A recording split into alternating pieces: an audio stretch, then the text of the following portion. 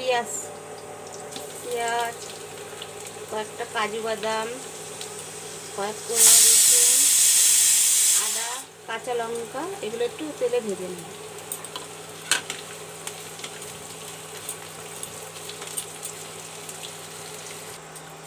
এবার আমি এগুলো মিক্সচারের মধ্যে তুলে নেব, একটু ঠান্ডা করে।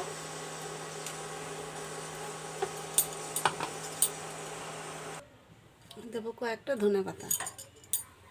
মশলাটা ঠান্ডা করে আমি মিক্সচার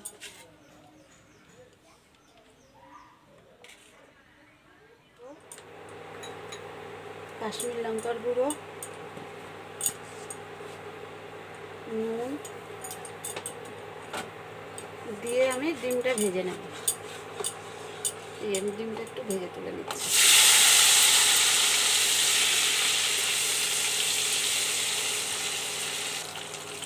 ডিমটা হালকা ভাজবো, ভেজে তুলে নিচ্ছি।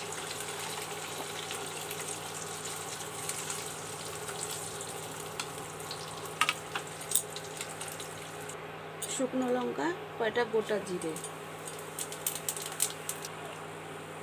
আমি যে পেস্টটা বানিয়ে রেখেছিলাম ওটা এখন তেলের উপরে দিয়ে দেবো।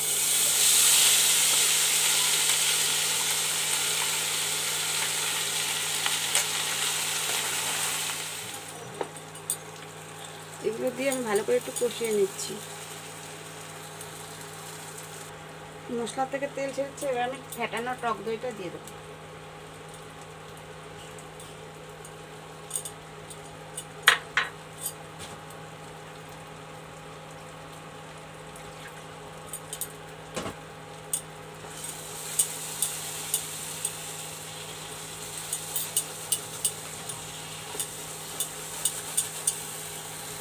মতো লবণ,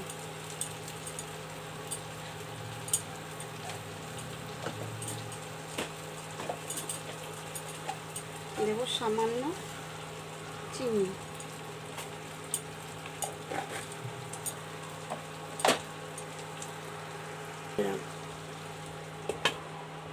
তেল ছেড়ে গেলে তারপর ডিম, মশলা থেকে তেল ছেড়ে দিয়েছি, এবার আমি ডিমটা দিয়ে দেবো।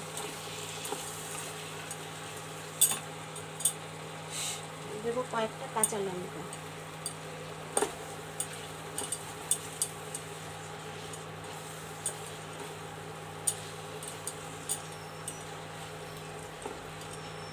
জল দিয়ে 10 মিনিট ঢাকা দিয়ে রাখবো।